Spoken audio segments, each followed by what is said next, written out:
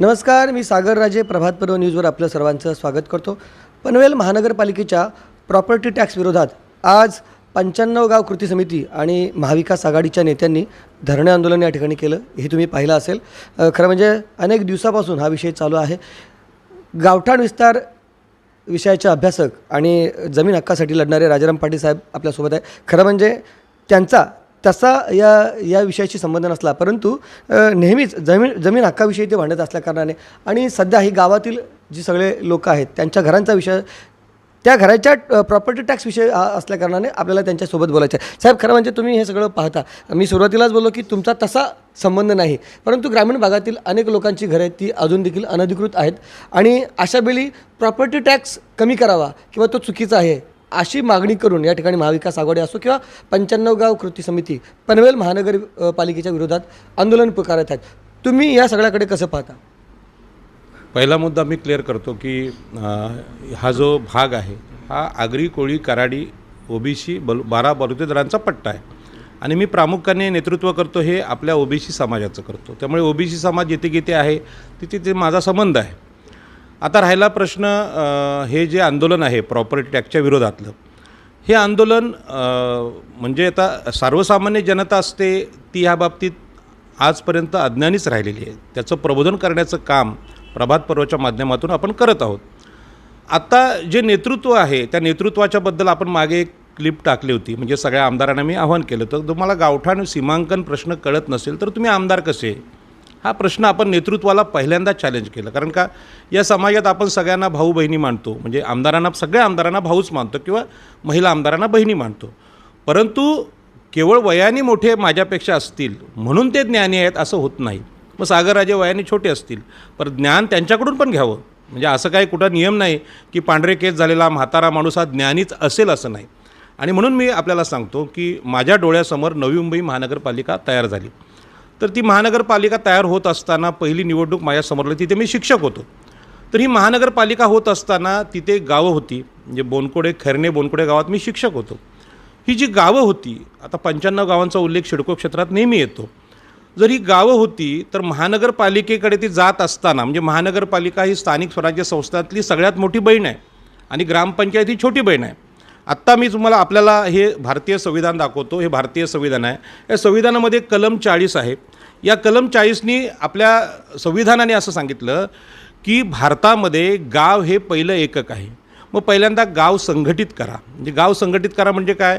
गावाची जमीन किती, गावाची घरं किती, गावाच्या विहिरी किती, त्यामध्ये झाडं किती, त्यामध्ये देवळं किती, त्यामध्ये गुरांचे गोठे किती, यांची अचूक माहिती ग्रामपंचायतीने जमवावी आणि त्यातलं मूळ गावठाण आणि वाढलेल्या लोकसंख्येचं विस्तारित गावठाण किती याचं सीमांकन करावं. हा कायदा संविधानाचा आहे.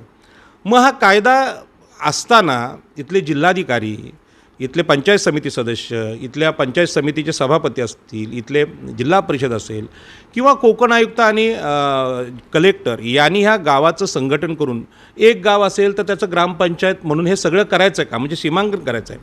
महानगरपालिकेमध्ये जात असताना, नगरामध्ये जात असताना मुंबई महापालिका असेल, ठाणे असेल, नवी मुंबई असेल, पनवेल असेल, यामध्ये जे मूळ गावकरी आहेत त्यांची सीमा निश्चित झाली पाहिजे. त्यांचं गाव किती आहे हे निश्चित झालं पाहिजे. ते निश्चित करण्याचं काम लोकप्रतिनिधी म्हणून आमचं काम आहे. म्हणजे आमचे सगळे सरपंच, आमचे सगळे नगरसेवक यांचं काम आहे. परंतु आपण नेते म्हणताना प्रमुख नेत्यांची नावं येतात. उदाहरणार्थ नवी मुंबईचे शिल्पकार गणेश नाईक असं आपण म्हणतो. पण गणेश नाईक हे नवी मुंबईचे शिल्पकार असतील तर बोनकोडे गावाचा शिल्पकार कोण? म्हणजे बोनकोडे गावाच्या दैन्यावस्थेला ते पण जबाबदार आहेत. त्यांनी सिडकोने बांधलेल्या कॉलनीचा मी शिल्पकार हे जाहीर करणं सोपं आहे. सगळेजण बोलतात ते. मग त्याचं प्लॅनिंग सिडकोच्या इंजिनियर्सनी केलं. मग गावामध्ये इंजिनियर्स नाहीत का? गावामध्ये शिकलेले लोक नाहीत का? किंवा ही जे नेते आहेत ते गावठाणांची जबाबदारी का घेत नाही? ती नवी मुंबई महानगरपालिकेमध्ये गावांचं सीमांकन न होता महानगरपालिका झाली. त्याचा आता परिणाम असा होतो आहे की 90% गावठाण, म्हणजे 2 एकर सोडलं तर 98 ते 120 एकर गावठाण आहे हे सिडकोने अनधिकृत ठरवलं. तेच प्रकार पनवेलला महानगरपालिका झाली. पनवेलमध्ये 2 दिग्गज नेते होते. एक आहेत रामशेठ ठाकूर, त्यांचे पूर्ण केस पांढरे झालेले आहेत. दुसरे विवेक पाटील, ते आता तुरुंगात आहेत. पण हे 2 म्हणजे भीष्माचार्य, दिबा पाटील तर 2013ला वारलेले आहेत आणि दिबा पाटील आपल्याकडे नाहीत, पण दिबा पाटलांनी हा जमिनींचा संघर्ष केलेला आहे, गावठाणांचा संघर्ष केलेला आहे. पण महानगरपालिका होत असताना आमच्या गावाची वाटणी, आमच्या गावाची जागा किती आहे हे सीमांकन करून निश्चित करा, तसा कायदा आहे ग्रामपंचायतमध्ये. तो कायदा न होता महानगरपालिका पनवेलची पण झाली आणि नवी मुंबईची झाली. ह्याच्यावर अन्याय कोणावर झाला तर गावातल्या भूमिपुत्रांवर. आज ज्या शहरातल्या ज्या इमारती आहेत त्यांचं प्रॉपर्टी कार्ड निश्चित आहे, त्याचे शिडकोचे प्लॉट आहेत, त्याला कर्ज मिळतं. म्हणजे मोटरसायकल आता तुम्ही शिडकोच्या प्लॉटवरील घरामध्ये तुम्ही कर्ज काढायला गेलं तर मोटरसायकलला कर्ज मिळतं, 4 व्हीलरला मिळतं, सगळ्याला मिळतं, कारण ती अधिकृत प्रॉपर्टी आहे. पण गावातल्या प्रॉपर्टीच्या बाबतीत निश्चित धोरण नाही. आज ती सगळी प्रॉपर्टी अनधिकृत आहे. हे पनवेल महापालिकेचे आयुक्त म्हणून बोलत आहेत, नवी मुंबई महापालिकेचे आयुक्त बोलतात, तुकाराम मुंडेंनी सांगितलं ही सगळी अनधिकृत बांधकामं आहेत. या अर्थाने जर आपण गेलो तर आता जे नगरसेवक फॉर्म भरतील हे अतिक्रमित किंवा अतिक्रमण असलेल्या घरांमध्ये राहतात. म्हणजे त्यांची निवडणूक, त्यांचा जो अर्ज आहे तो बाद करू शकतं कोणी, जर ठरवलं तर समोरचे जे लोक आहेत ते ठरवू शकतात. मग आज जो मोर्चा चालू आहे पनवेलमध्ये, तो मोर्चा कसला आहे? प्रॉपर्टी टॅक्स कमी करा, बरोबर आहे, कमी करा किंवा तो चुकीचा आहे सगळ्या बाबतीत. आता प्रॉपर्टी टॅक्स लावणारे जे नेते आहेत ते पण प्रशांत ठाकूर, म्हणजे महानगरपालिका कोणाची आहे, पुन्हा आगरीच नगरसेवक आहे, तिथे प्रभावशाली व्यक्तिमत्व रामशेठ आहे, किंवा विरोधी पक्ष कोण आहे, शेतकरी कामगार पक्ष. मग तुम्हीच टॅक्स लावला आहे आणि तुम्हीच आता कमी करायला सांगताय. हा सगळा काय आहे, गंमत जम्मतचा प्रकार आहे. म्हणजे प्रेक्षक म्हणून लोकांना तुम्ही मूर्ख बनवताय. तुम्हाला माहीत नाही का, हा प्रॉपर्टी टॅक्स बसवताना शिडको क्षेत्रामधल्या प्रॉपर्टी आहेत ह्या कायद्याच्या दृष्टीने अधिकृत आहेत, त्याचं मार्केट व्हॅल्यू ठरलेलं आहे. म्हणजे शहरातला एखादा शिडकोचा फ्लॅट असेल त्याचं मूल्य कुठेही गेला तर हो ते सिद्ध करू शकतो. पण गावातल्या ज्या प्रॉपर्टी आहेत त्याला कर्ज मिळत नाही, त्याला कर्ज मिळत नाही आणि त्याचा शिक्का जो आहे तो अनधिकृत आहे. म्हणजे गावातली बांधकाम म्हणून ते अनधिकृत आहेत. मग आमची घरं तुम्ही एका ठिकाणी कायद्याने अनधिकृत पण ठरवता आणि त्यावर टॅक्स पण लावता. म्हणजे ह्यामध्ये मूर्ख कोणाला बनवलं जातं आहे? सामान्य माणसाला, इथल्या भूमिपुत्रांना. आज या मोर्चामध्ये सर्वाधिक कोण लोक असतील तर आपले लोक असतील. पण त्या लोकांना हे कळलं पाहिजे की आमचं जे गावातलं घर आहे ते घर अधिकृत करणं ही जबाबदारी कोणाची आहे? शासनाची आहे. म्हणजे ग्रामपंचायतीनंतर महानगरपालिका झाली असेल तर महानगरपालिकेच्या आयुक्ताने गावाचं सीमांकन करणं, सगळ्या नगरसेवकांनी तिथे ठराव घेणं की बाबा गावातलं हे निश्चित करा, धोरण काय ते, म्हणजे सीमांकन निश्चित करा, गावातल्या प्रत्येक घराला प्रॉपर्टी कार्ड द्या, गावातले तलाव आहेत, गावातली मंदिरं आहेत हे गाव कमिटीच्या नावावर करा. आता आगरी कोळी हे आपल्या एक सेंटर शिडकोने हे दिलेलं आहे, आपल्याला समाज हॉल दिलेला आहे कुठे नेरूळला, पण तो गाववाल्यांच्या नावावर नाही, आगरी कोळ्यांच्या नावावर नाही. त्याचं व्यवस्थापन शिडको आणि महानगरपालिका करते. मग बाकी पटेल समाज आहे, म्हणजे ब्राह्मण समाज आहे किंवा अन्य आहेत, त्यांचे स्वतःचे हॉल आहेत, ते भाडं घेतात. मग आम्ही इथे असून आमच्या गावाचे प्लॉट आहेत, सार्वजनिक जे जागा आहेत ते आमच्या नावावर का नाही, हा आमचा प्रश्न आहे. आणि म्हणून आत्ताचा जो मोर्चा आहे, हा मोर्चामध्ये नेतृत्वाची चूक काय आहे की प्रॉपर्टी टॅक्स कमी करा किंवा जास्त करा या नावाखाली लोकांना तुम्ही तिकडे नेतात, त्यांचे दिवस मोडतात, त्यांच्या कामाचे तास मोडतात. अरे त्या गाववाल्यांच्या प्रॉपर्टीज निश्चित नाहीत, त्या अनधिकृत आहेत. मग ते अनधिकृत असताना अधिकृत करणं हे काम पहिलं घ्यायला पाहिजे. म्हणजे गावाचं गावठाण हक्क, सीमांकन, प्रॉपर्टी कार्ड हे पहिलं काम केलं पाहिजे. प्रॉपर्टीज जर बेकायदेशीर असेल तर त्याच्यावरचा प्रॉपर्टी टॅक्स का द्यावा हा आपला प्रश्न आहे. अनधिकृत आहे, तुम्ही पाडणारं जर असेल आमचं घर तर तुम्हाला शासनाला टॅक्स का आम्ही द्यावा. आणि म्हणून ही जी मांडणी आहे ही चुकलेली आहे. याच्यामधले शहरातले लोक अत्यंत हुशार आहेत. शहरातल्या लोकांनी हे पण सांगितलं आहे की आमचं घर आहे तिथे आम्हाला कन्व्हेन्स डीड करून जागा द्या. पण गावातल्या लोकांची ही मागणीच नाही. आणि ह्या मागणीमध्ये मी गावातल्या लोकांना दोषी म्हणत नाही, हे नेतृत्वाला दोषी ठरतो आहे. महाविकास आघाडीने ही मागे पण घोडचूक केली. आता हे सगळं चाललंय राजकारण फक्त निवडणुका पार्श्वभूमी किंवा त्या डोळ्यासमोर. भारतीय जनता पार्टीमध्ये पण आगरीच आहेत प्रमुख नेते आणि महाविकास आघाडी पण मध्ये आगरीच आहेत. आता मला याचं वाईट वाटतं की एक आगरी समाजाचा सामान्य कार्यकर्ता म्हणून की आमची लोक दोन्ही ठिकाणी मूर्ख ठरत आहेत. प्रॉपर्टी टॅक्स कमी करा, जास्त करा हे बोलायच्या अगोदर आमची प्रॉपर्टी काय आहे ती निश्चित करा. जी प्रॉपर्टी, घराचं अंगण, घराचे समोरचे रस्ते, गावातल्या सार्वजनिक जागा, शाळा ह्या कोणाच्या आहेत? गावकऱ्यांच्या आहेत. आणि याला प्रॉपर्टी कार्ड द्या पहिल्यांदा. प्रॉपर्टी कार्ड दिल्यानंतरच प्रॉपर्टी टॅक्स लावा. पण ते प्रॉपर्टी कार्ड कसा द्यायचा? परत त्याच्यामध्ये वेगवेगळे निकष येतील की हे अधिकृत का, शेवटचं घर अधिकृत का, म्हणजे ते हे तुम्ही गावाच्या गावठाण प्रॉपर्टी कार्ड आणि गावठाण हक्क या विषयावर आम्ही करंजाडेमध्ये न्यायालयात गेलो आणि न्यायालयाने निर्णय दिला. ज्याला हे समजून घ्यायचं असेल त्यांना आम्ही सांगायला तयार आहोत. प्रश्न तो नाही, पण तुम्ही लोकांना भ्रमित करू नका. हा मोर्चा हा भ्रमित करणारा आहे. अरे गाव म्हणजे पनवेल महापालिकेत किती 27 किती गावात 29 गावात 29 गावांची प्रत्येक गावाची जमीन किती एकर आहे. आता यामध्ये 95 गावांचे प्रमुख काही नेते आहेत. त्यांनी एका गावाची तरी कमिटी केलं का, एक तरी गाव मोजलं आहे का. मग तुम्ही 95 गावाचे नेते कसे. जसं भारतीय संविधान सांगतं की भारतीय संविधान आपल्या पंतप्रधानांना, आपल्या केंद्र सरकारला, आपल्या मुख्यमंत्र्यांना आदेश देतं की तुम्ही गावं संघटित करा, म्हणजे गावाची ग्रामपंचायत करा. बरोबर आहे. आता गावाची ग्रामपंचायत राहिलेली नाही, महानगरपालिका झाली, तरीसुद्धा गावाचं अस्तित्व राहतंच.